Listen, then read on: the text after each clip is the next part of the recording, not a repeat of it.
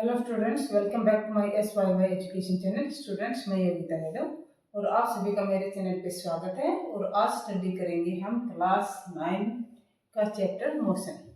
तो मोशन क्या होता है, मोशन से रिलेटेड कौन कौन सी टर्म्स हैं जो आप यूज करेंगे, जो आपके न्यूमेरिकल्स को सॉल्व करने में हेल्प करेंगी। आज इन कंसेप्ट को हम क्लियर करेंगे आपके साथ।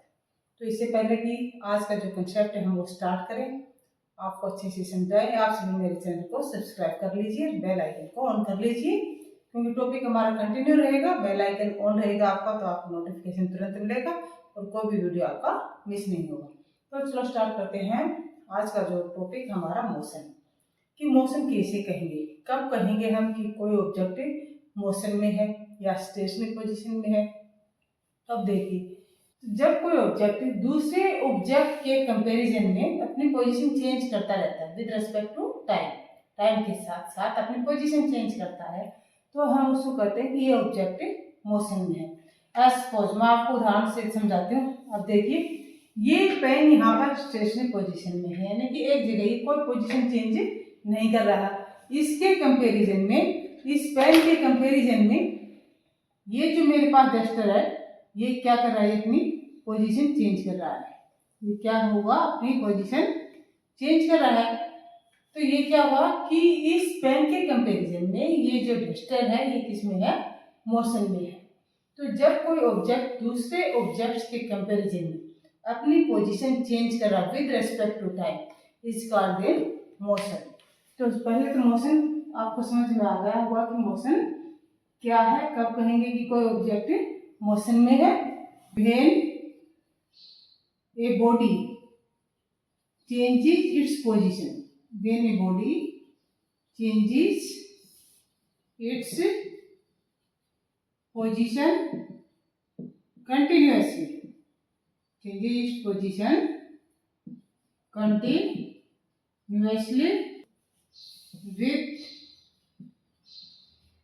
with respect to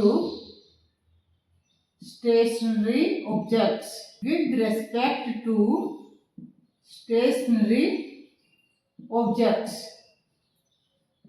जो स्टेशनरी ऑब्जेक्ट्स हैं एज ए रेफरेंस पॉइंट्स, उनके कंपैरिजन में जब कोई बॉडी कंटिन्यूअसली अपनी पोजीशन चेंज करती रहती है, जैसे मैंने अभी आपको दिखाया था कि पेन के कंपैरिजन में डस्टर अपनी पोजीशन कंटिन्यू चेंज कर रहा है, तो ये हम क्या कहेंगे कि जो डस्टर ये किसमें है, मोशन में है। और रेफरेंस पॉइंट हमने क्या लिया है, पेन को लिया कि पेन जो स्टेशनरी है इसके कंपैरिजन में इसकी पोजीशन चेंज हो रही है।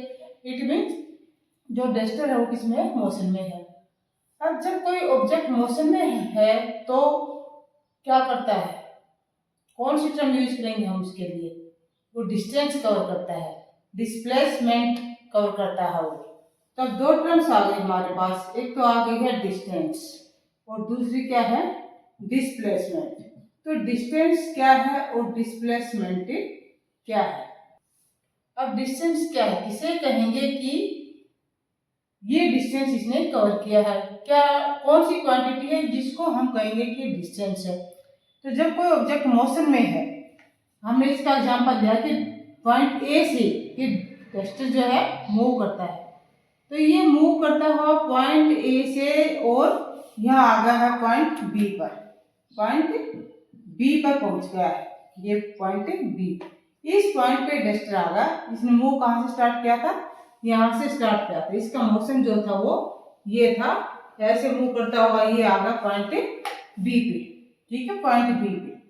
तो ए से लेकर बी तक जो डिस्टेंस, जो वे है इसका, लेंथ ऑफ द वे, जिस वे से ये डस्टर जो है पॉइंट बी पे पहुंचा है, तो length of the way is called distance. ये जो पूरा इसका रास्ता है, इसकी जो लेंथ है, लंबाई है, वो क्या कहलाएगी, वो कहलाएगी डिस्टेंस। और अब डिस्प्लेसमेंट क्या है, डिस्प्लेसमेंट किसे कहेंगे, तो डिस्प्लेसमेंट क्या है, जो इनिशियल पोजीशन है ए से स्टार्ट किया था, फाइनल पोजीशन है बी, तो ए से बी तक का जो डिस्टेंस, शॉर्टेस्ट डिस्टेंस ए से बी तक का ये जो शॉर्टेस्ट डिस्टेंस है, जहां से चलना स्टार्ट किया था जहां पर फाइनली पहुंच गए हैं, इस शॉर्टेस्ट डिस्टेंस को क्या बोलते हैं, डिस्प्लेसमेंट बोलते हैं। तो डिस्टेंस का क्या है, टोटल लेंथ। डिस्टेंस क्या, total length, total length of way, total length of way of the object, of the object, object ने जो वे तय किया है, जिस रास्ते से ऑब्जेक्ट गया है उसकी जो टोटल लेंथ है वो क्या कहलाती है, डिस्टेंस कहलाती है। और डिस्प्लेसमेंट क्या है, शॉर्टेस्ट डिस्टेंस। डिस्प्लेसमेंट क्या है, shortest distance, shortest distance, shortest distance between, shortest distance between initial point, shortest distance between initial position and final position, initial position and final position of the body, body की initial position और final position के बीच का जो shortest distance है, जो straight line distance है, उसको हम कहते हैं डिस्प्लेसमेंट। तो डिस्टेंस, डिस्टेंस की केवल क्या है, मैग्नीट्यूड है, कोई डायरेक्शन नहीं है। किसी भी डायरेक्शन में ऑब्जेक्ट अपना डिस्टेंस तय कर सकता है, किसी भी डायरेक्शन में ऑब्जेक्ट मोशन में हो सकता है। तो उस जो वे है, वो जो रास्ता है पूरा मोशन का, ऑब्जेक्ट ने किस वे से अपना मोशन कंप्लीट किया है, वो टोटल लेंथ है, वो क्या कहलाती है, डिस्टेंस। इसकी केवल क्या होगी, distance, distance has only magnitude, distance has only magnitude, कोई डायरेक्शन नहीं होती, केवल मैग्नीट्यूड होती है। जबकि डिस्प्लेसमेंट, डिस्प्लेसमेंट की डायरेक्शन होती है। अब ये एक शॉर्टर डिस्टेंस, एक स्ट्रेट लाइन पाथ है, तो डिस्प्लेसमेंट के पास दोनों चीजें होती हैं, क्या, मैग्नीट्यूड एंड डायरेक्शन। तो याद रखना कि displacement has both magnitude and direction, दोनों चीज हैं। जब डिस्टेंस कवर हो जाता है तो आप ये बता सकते हैं कि इनिशियल पोजीशन से ऑब्जेक्ट किस डायरेक्शन में है, इस डायरेक्शन में है, वेस्ट में, नॉर्थ में, किस डायरेक्शन में है। तो क्या होगी, डिस्प्लेसमेंट के पास दोनों चीज है, मैग्नीट्यूड और डायरेक्शन, और डिस्टेंस के पास केवल मैग्नीट्यूड है। अब डिस्टेंस के पास केवल मैग्नीट्यूड है, तो कौन सी फिजिकल, दोनों फिजिकल क्वांटिटी है, तो कौन सी फिजिकल क्वांटिटी होगा डिस्टेंस, डिस्टेंस होगा स्केलर क्वांटिटी। क्या कहलाएगा ये, स्केलर क्वांटिटी। जिसके पास केवल मैग्नीट्यूड होती है उसको बोलते हैं स्केलर क्वांटिटी, और जिस फिजिकल क्वांटिटी के पास मैग्नीट्यूड भी है, डायरेक्शन भी है, उसको हम क्या कहते हैं, वेक्टर क्वांटिटी। क्या बोलेंगे, वेक्टर क्वांटिटी। तो जो डिस्प्लेसमेंट है वो क्या है, वेक्टर क्वांटिटी है, और डिस्टेंस है वो स्केलर क्वांटिटी है।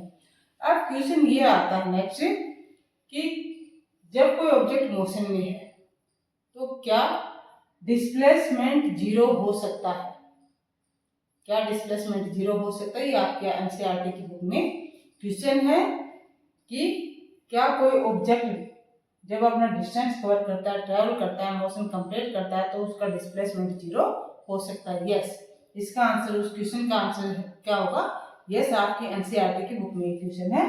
तो yes, displacement can be zero. तो क्या लिखेंगे हम कि displacement can be zero, displacement can be zero. अब जीरो कैसे होगा, डिस्प्लेसमेंट को जीरो कैसे शो करेंगे, कब होगा डिस्प्लेसमेंट जीरो। अब देखिए, अब यहाँ पर आप, ये एक पॉइंट ए है, इस पॉइंट ए से और ये ऑब्जेक्ट है, और ये ऑब्जेक्ट अपना डिस्टेंस कवर कर रहा है। तो आप देखिए, ऑब्जेक्ट अपना डिस्टेंस कवर कर रहा है, और अपना डिस्टेंस कवर करने के बाद ऑब्जेक्ट वापस पॉइंट ए पर ही पहुंच जाता है। ए से डिस्टेंस स्टार्ट, पॉइंट ए से ऑब्जेक्ट ने अपना मोशन स्टार्ट किया और मूव करके वापस पॉइंट ए पर ही आ गया है। तो अब इस केस में इसका डिस्प्लेसमेंट क्या होगा, इस ए पॉइंट से स्टार्ट किया था, वापस ए पॉइंट पर ही आ गया, यानी कि इनिशियल पोजीशन और फाइनल पोजीशन ऑब्जेक्ट की सेम है। जब इनिशियल पोजीशन और फाइनल पोजीशन सेम होगी तो उस केस में डिस्प्लेसमेंट क्या हो जाएगा, जीरो हो जाएगा। डिस्प्लेसमेंट क्या होगा, जीरो। और डिस्टेंस क्या होगा, distance never be zero. Distance कभी जीरो नहीं होगा, जो किसी भी डायरेक्शन में हो। मोशन जब हो रहा है, ऑब्जेक्ट का मोशन हो रहा है, तो वो डिस्टेंस कवर कर रहा है। तो ये क्या होगा, इसका जो लेंथ है इस पाथ की वो क्या होगी, डिस्टेंस होगी। तो distance can never be zero but displacement can be zero.